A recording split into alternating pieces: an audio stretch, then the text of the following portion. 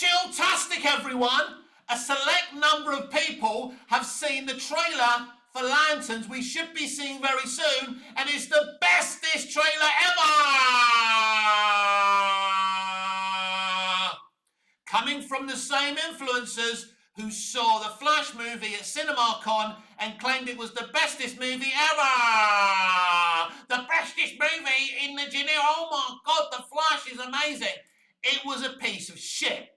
Let me tell you what Lanterns is going to be. Let me repeat what I've already said about Lanterns. It's going to be an extreme left, woke piece of shit. Just like James Gunn's Superman was. James Gunn's Superman hated on straight white males. It made his Superman an angry straight white male. It made his Lex Luthor an angry straight white male. Right? But Mr. Terrific, a black hero, was absolutely perfect. Just like John Stewart is going to be in Lanterns. I really don't want to waste much time on the DCU, a defunct, dead, cancelled franchise. A gun shill the other day told Snyder fans to focus on their dead universe. Fine, we're focused on our dead universe when you focus on yours. Yeah? Anyway, that's your DCU update. But right now I want to focus the rest of the video on the origins of Superman. Because the Dick Donner 1978 Superman movie, love it as much as I do, first movie I ever saw, reason I fell in love with film, fell in love with Superman and DC, the reason I wanted to be a writer, director and an actor is because of Superman 78 by Dick Donner. But that is not Siegel's and Schuster's original Superman. Superman was created by Joe Shuster and Jerry Siegel.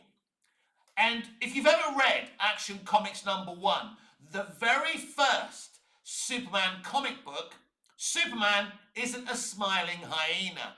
He's not pure. He's not the Superman we see in Superman 78. Like the one that real DC fans claim they want to see. That is the 1960s comic book Superman, the agent of the status quo. It's actually interesting if you watch Superman 78. In the interview Lois gives Superman when he says, "I'm here for truth, justice in the American way," and she makes fun of him. She goes, "You're going to be arresting, you're going to be tackling every elected official." I'm sure you don't mean that, Lois. He's already the agent of the status quo in the Donner movie, if you like. That is not Jerry and Joe's Superman. Let me explain to you who and what Jerry and Joe's Superman actually is. He is beating up cruel mine owners who are being cruel to their employees. He's beating up husbands that are beating up on their wives. He is literally a social justice warrior. He's not a god, by the way, either. So he's not the Zack Snyder Superman. But I do believe that the Zack Snyder Superman is more faithful to Jerry and Joe's vision than actually Donner's vision was. Now, Jerry and Joe absolutely loved Donner's movie. They even gave him a Superman statue. They were very pleased with Superman 78. But it's not faithful to Jerry and Joe's original vision. Action Comics #1 vision for Superman. Now, what's happened, like what happens with everything, characters evolve. Of course they do, with different creators giving their spin on it. In Action Comics #1, as I've already said, social justice warrior beating up cruel employers and beating up men who are beating up their wives. He doesn't have heat vision. He can't fly. He can leap from skyscraper to skyscraper. He's the archetypal strong man, right? He's muscular. He's stronger than other human beings. But, as I say, he's got no heat vision. He can't fly. He's not so super strong as he is today. So, in fact, the Superman that we saw in 1978 on the big screen, I didn't see it on the big screen, I saw it on the small screen as a kid, is a great movie and a faithful depiction of the 1960s Superman, but isn't faithful to Jerry and Joe's vision. No Superman movie or TV show really has been that faithful to Jerry and Joe's Action Comics #1 vision of Superman. Really, the most accurate depiction of Action Comics #1 is actually the very first episode of the Adventures of Superman, starring George Reeves. And that's an interesting situation as well. If you ever go and watch that series, I think it's more faithful to the Superman Jerry and Joe conceived, but still totally not, accurate canonically to what Jerry and Joe did in Action Comics #1. So Superman over the years has mutated into this smiling hyena, this purity of virtue. But that is not Jerry and Joe's Superman. But when I think about a certain scene from Man of Steel, it reminds me that at least David Goyer kind of got what Jerry and Joe did in Action Comics #1. Let me set the scene. In Man of Steel, Zod and Faora and the other Kryptonians were attacking Martha Kent on the Kent farm in Smallville because they were after the Codex. And Faora pushes her to the ground. Superman comes flying in and he's punching the shit out of Zod and he's going, "You think you can threaten my mother?" It's one of my favourite Superman live action moments of all fucking time. This, my friends, is Jerry and Joe's Superman. Now, real DC fans didn't like it because Superman's punching the shit out of him and they're crashing into a petrol station that explodes, probably killing a bunch of people as well. Well, tell me how you would react if a bunch of people were bullying your mum. Exactly the fucking same. Superman, Jerry and Joe's Superman, didn't like people being bullied, whether it was women or employees. He was a social justice warrior. I've wanted to write and direct a Superman movie all my life, ever since I saw Superman 78. I'd love to adapt Action Comics #1. It's a difficult one to adapt because there's not really that much going on. It's very basic, but I'd like to adapt the aesthetics, right? So the original Vision, he's not from Smallville, right? He was at a foster home with other bunch of kids. He grew up in Metropolis in this foster home with other kids. There was no Martha Kent. There was no Jonathan Kent. There was no Smallville. He grew up in Metropolis in this foster home. That's the original backstory. Now, the radio show that came after what Jerry and Joe did basically gave more details to Krypton. There was no kryptonite in the original Vision from Jerry and Joe. That was something that was brought in by the radio show. He started flying on the radio show. And then different comic book creators made him overpowered, gave him heat vision, and then there was Supergirl, there was Beppo the Super Monkey, it goes on, it goes fucking on. But the original Vision from Jerry and Joe has never really fully been adapted on the big or the small screen. And that's what I'd like to do. Because I think Jerry and Joe's original Vision is more relatable to the world we live in today. And that's never been adapted. But I think there's elements of Snyder's movie that are more faithful to Jerry and Joe's original Action Comics #1 version of Superman than Dick Donner's Superman was. I repeat, Dick Donner's Superman is based on the 1960s comic book. Away from Jerry and Joe's Vision, I do like what they do with Lois Lane in Superman 78. There's that moment when she turns to Clark and she goes, "Oh my God, free kids, 2 cats and a mortgage, I'll go bananas in a week."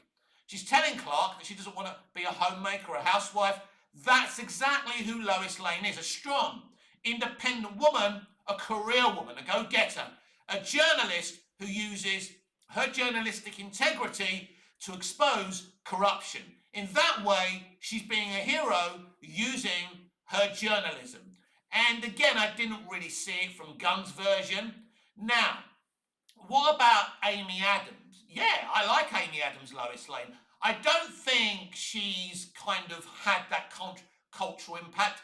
I think, if you go back to the original live action, Lois Lane's, from the George Reeves one, I think she had a cultural impact, or there was a couple of them, and they had a cultural impact of sorts, but it was really the Margot Kidder Lois Lane and the Erica Durant's Lois Lane that have really had a huge cultural impact. And Snyder fans are going to argue with me, but it's true. I'm not saying Amy Adams is one of the greatest actors who has ever fucking lived. But I don't think her Lois is as classic and remains in the memory banks as the Margot Kidder and Erica Durant's one from Smallville. I think they're the goated ones. I think they're the two peak versions of Lois Lane. But even when you look at Jerry and Joe's original Lois Lane, she's a go-getter, she's a journalist, and she goes after criminals and corrupt people. But she always gets herself in trouble and ends up being a damsel in distress. Now, a lot of women don't like the fact that she was always a damsel in distress, but because she's getting herself in trouble, trying to expose corruption, those people she's exposing want to kill her. And she's a woman, right? She's like, basically, even if it was a man being tied up and being threatened by these criminals, you'd still need Superman to save you. Even Jimmy Olsen was a damsel in distress of sorts in the original comics and the original George Reeves show. Just a young kid.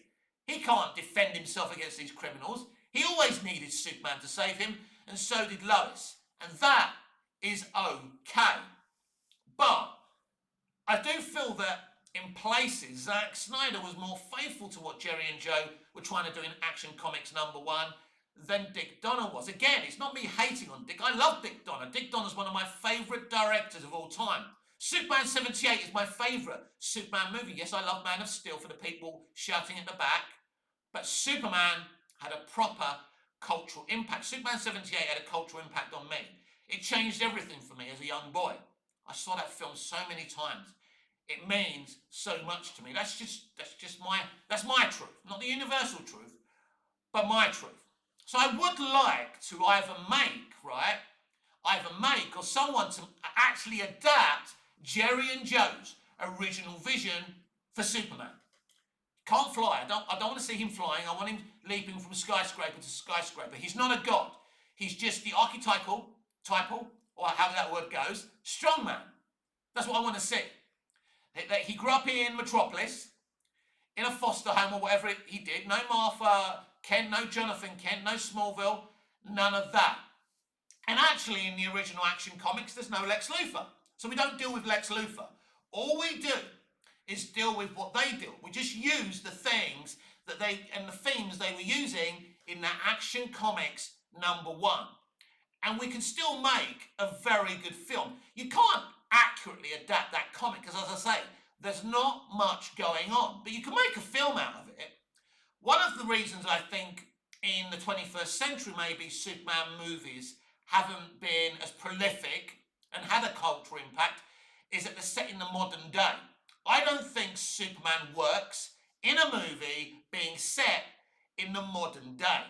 I think it has to be a period piece. And I've said this so many times.